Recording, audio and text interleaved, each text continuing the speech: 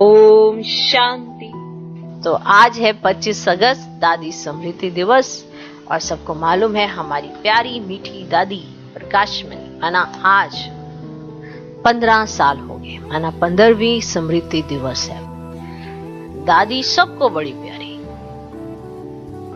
क्यों प्यारी? क्योंकि वो प्यारी थी, इसीलिए क्योंकि उसे बाप बहुत प्यारा था, इसीलिए वो सबको प्यारी। वो रहती न्यारी पर है सबकी प्यारी। बहुत न्यारी रहती थी दादी। अब आप कहेंगे कि ये न्यारापन, इतना बड़ा यज्ञ संभालते हुए भी दादी अपने आप को निमित्त समझती थी, निमित्त मात्र, कि बाबा करा रहा है, बाबा चला रहा है, चलाने वाला करा रहा है। हर वो महावाक्य को दादी ने अपने जीवन में सिद्ध करके दिखाया।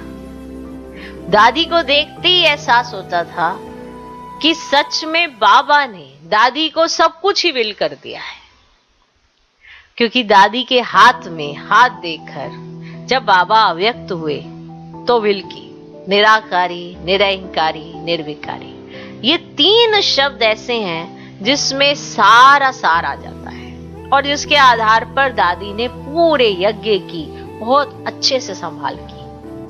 एक एक बच्चे की पालना की, चाहे वो छोटा बच्चा हो तो उसके साथ छोटी बच्ची बनके, चाहे वो बड़ा हो, कुमार हो, कुमारी हो, कुमारों की भी बड़ी अच्छे से देखभाल की कि कुमार जो है यूथ हैं, तो यूथ के लिए तो वो अपने आप में एनर्जी बनकर सबको वो बल देती, सबके साथ खड़ी हो जाती, सबके साथ खड़ी होकर सेवा करती। दादी माना इतनी मीठी, इतनी प्यारी, हर कोई इन्हें मीठी दादी कहता है, प्यारी दादी कहता है। उसका कारण क्या है? क्योंकि वो वैसी थी। सिर्फ शब्दों का इस्तेमाल नहीं किया जाता दादी के लिए, फीलिंग का इस्तेमाल किया जाता है। वो एहसास है, वो आभास है। जो भी दादी से मिला उसने वो एहसास जरूर किया कि बाबा का दूसरा स्वरूप दादी कैसे बनी। तो जब बाबा ने अपना सब कुछ विल कर दिया, तो जैसे कि अपनी सारी शक्तियां भी विल कर दी दादी को, अपनी सारी समझ भी विल कर दी दादी को। इतनी न्यारी हो गई जब बाबा व्यक्त हुए कि बाबा ने कैसे उनको अपनी गोदी में उठाया और कैसे ये कार्य चलाया। दीदी भी थी, दादी भी थी, पर दादी का विशेष पाठ सबके लिए ममता की मूरत बनकर मां समान सबको पालना दी और एक एक बच्चे को माना संभाला, टीचर्स को संभाला, टीचर्स को शिक्षाएं दी, हर एक को बताया कि तुम्हें बाप समान कैसे बनना है। सेंटर्स की संभाल की, जोन्स की संभाल की, यज्ञ में एक एक स्थान की, चाहे सिर्फ यज्ञ मधुबन नहीं, यज्ञ से जुड़ी हुई जितनी भी शाखाएं हैं, जितने भी अपनी ब्रांचेस हैं, सब की दादी ने संभाल की। देश की, विदेश की, सब जगह जाकर पालना दी। और फिर दादी अव्यक्त स्वरूप में आज भी बाबा के साथ पालना दे रही हैं। और ऐसी पालना जो दादी आज भी देती हैं, अपनी शिक्षाओं से दादी बताती कि ऐसा तुमको बनना है। पवित्रता की वो मूर्त दादी जिसने अपने प्रत्यक्ष स्वरूप से, चाहे कोई अनजान हो कैसा हो, उसके सामने ये कहा कि तुम्हें पवित्रता का व्रत धारण करना है, कि मैं तुम्हारी बहन तुमसे ये व्रत धारण कराने आई, क्योंकि भगवान कह रहा है।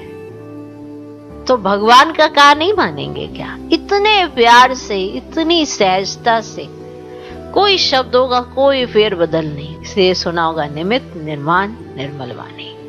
ये सब गुण जो है ना दादी के जीवन में दिखाई देते, वो धारणाएं जो मनुष्य करना चाहता है। पर हमारे सामने प्रत्यक्ष एग्जाम्पल होती हैं हमारी दादियां, कि जो उनके जीवन में है, जो हमने देखा, उसको एडॉप्ट करना बहुत सहज होता है। अब ये सहज क्यों होता है? क्योंकि है वो भी एक आत्मा, आप भी एक आत्मा हो। तो दादियां यही कहती, हम कर सकती तो तुम नहीं कर सकती। इतना जज्बा टीचर्स बहनों के अंदर भी, कि बाबा ने हमको ये जिम्मेवारी दी है ना, तो हम ये जिम्मेवारी बाबा के साथ उठाते ना, अकेले थोड़ा उठाती।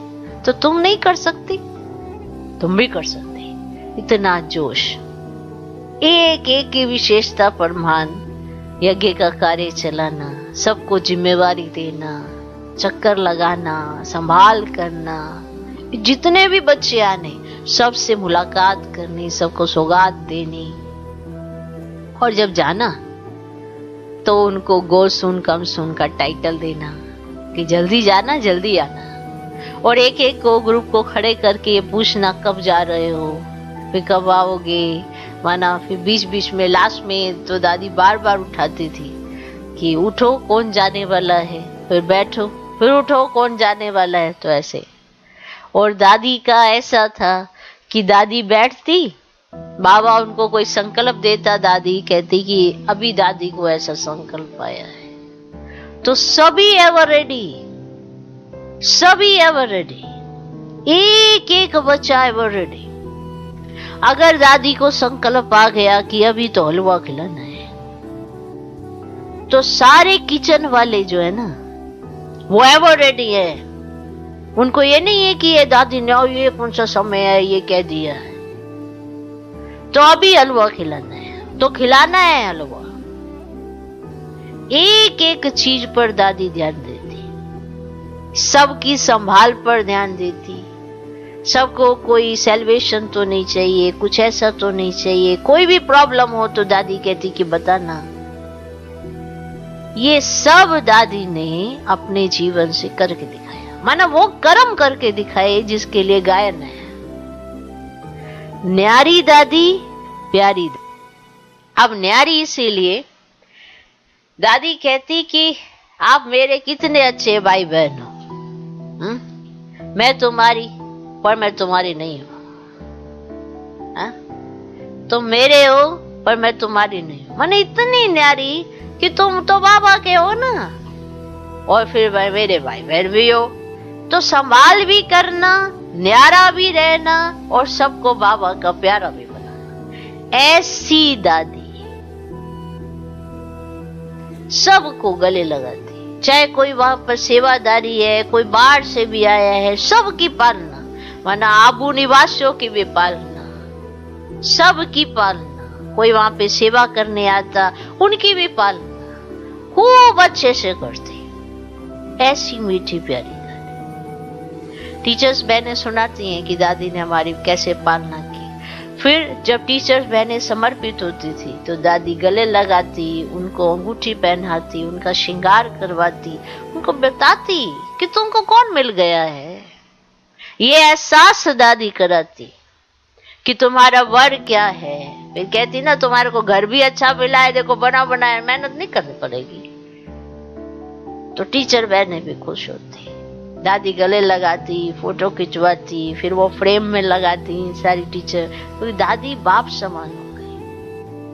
बाबा ने अपने आप को दादी को दिया और दादी ने अपने आप को बाबा को दिया, तो दोनों एक समान। तो आज उसी मीठी दादी प्यारी दादी का स्मृति दिवस है। आज दादी माना ये जो मासी है इसमें बहुत सारी स्मृतियां ऑटोमेटिकली आने लगती हैं, क्योंकि इस समय भी दादी बाबा के साथ बैठी सबको सकाश दे रही, सबकी पालना कर रही है, यज्ञ की देखभाल कर रही है, आज भी कर रही है। ये कैसा विचित्र खेल है कि कैसे वो एडवांस में जाकर ये सब पालना देते हैं। हम उनके चरित्र से सीख सकते हैं ना, उनके चित्र में भी उनका चरित्र है और उनके चरित्र में शिव बाबा का चित्र है। तो इतनी वंडरफुल तरीके से दादी ने अपने आप को बाबा को समर्पित किया, बाबा ने दादी के आगे सब कुछ विल किया। ओम शांति।